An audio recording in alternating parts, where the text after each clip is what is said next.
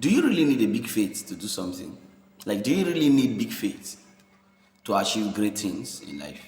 To achieve mighty things? Like, do you really, really need big faith? Now let's start. Because over times you see people saying, my faith is not big enough to push for that. You hear people saying, my faith is not big enough to push for this, my faith is not big enough to pull through and all that stuff. Then you just have to think, because you have your brain. I'm sure you have a brain. As a human, you have a brain. Now, these are the words of Jesus, first of all. Let's just listen. Jesus said, while he was walking, the Bible says, while he spoke to a tree that did not bear fruit because it was not its season, and he spoke to that tree to be withered. So him and his disciples went out. And while they were coming back, his disciples found that the tree had already withered. It had already died. So they were like, Master, see. Jesus said, if your faith is as little as a mustard seed, you can say to this mountain, be thou cast into the sea, and it will move. First of all, you don't know what a mustard seed is, right? I have something to show you. Let me use this. Now you see this cutting line. Now see this small seed here. This small. I don't know if you're seeing it. You see all these balls here. One of it is still bigger than a mustard seed. This one is bigger than a mustard seed. So now imagine Jesus said, if your faith be small, be as little as a mustard seed. Which means he's not expecting you to think, to pressure yourself on having so much faith. It's just that little thing, faith. And what is that faith? It's believing in him. Pouring your entire totality on him. That is a little faith. If your focus is totally on God, as little as that is, just God. If it's not God, it's nothing. If it's not God, it's nothing. If your faith can be as that, he didn't say you should pressure yourself to. We don't even have to grow our faith. We grow in the faith of God.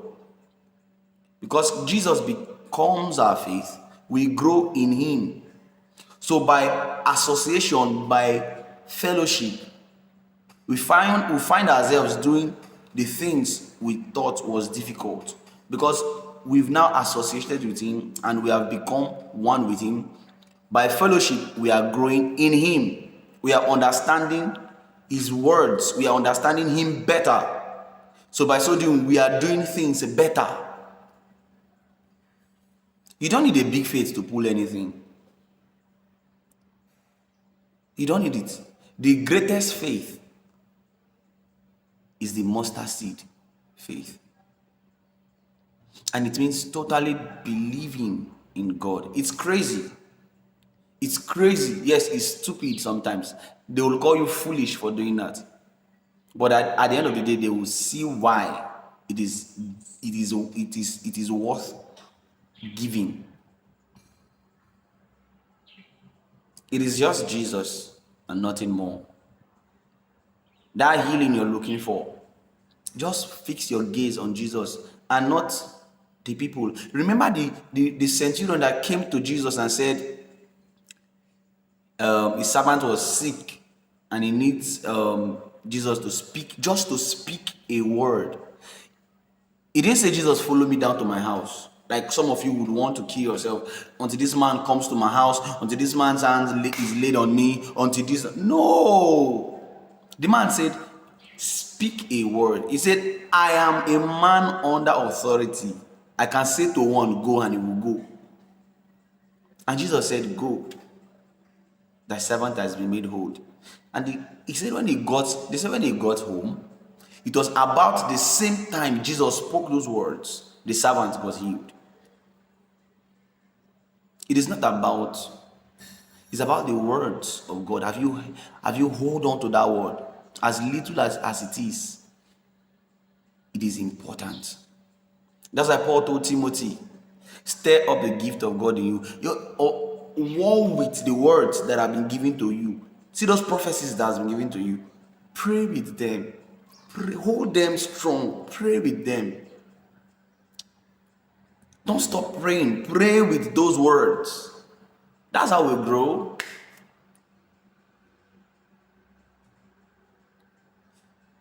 So, you don't need giant faith. Mountain moving faith is a mustard seed faith. And that mustard seed faith is believing in Jesus. That God and only God can do it. That's when it works. That only God, Jesus, can do it.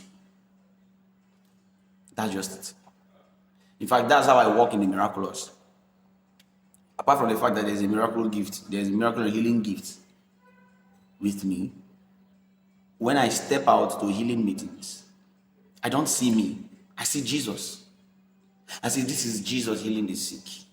Jesus in my body. Jesus stretching through my hands. Jesus stretching through my words to reach out to the sick. That's how I see it. And by so doing, I expect the same people listening or preparing themselves to receive the power of God, to receive healing, to also see Jesus in me and not me cleansing the man of God, to see Jesus in me reaching out to heal them. So you don't need a giant faith. It's just totality, believing that it is only God and God alone. It was never recorded that there was a mighty faith. The only mighty faith we knew was the mustard seed faith Jesus talked about. Look at all of Abraham. They weren't looking for anything big. See, this Christian life is simple. It's so simple. And it's so sweet. A lot of you are looking out for complexity. Christianity is simplicity. God doesn't want complexity. He wants simplicity.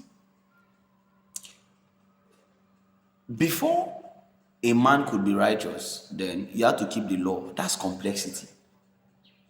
Even in the place of the law, some people found simplicity. According to the law, a Jew cannot marry a Gentile. But Moses married a Gentile, right? And yet the Bible says Moses was the one who knew God. He knows God. He has found grace in the sight of God. Even to the point when Miriam and Aaron were complaining about that same thing, God struck Aaron and Miriam.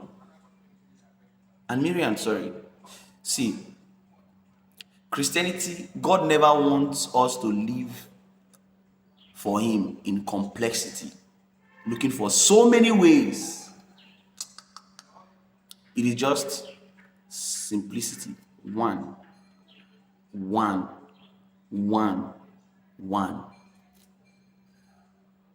So you don't need mighty faith. Abraham, the Bible says Abraham believed God and it was accounted to him for righteousness. David believed God. It was accounted to him for not keeping the laws. Are you hearing me? Not keeping the laws. Samson was called a man of faith in Hebrews. You're shocked. Yes, but Samson was called a man of faith. So it is simplicity, not complexity. Faith is small. It means believing in one person, Jesus. That's all. That's all.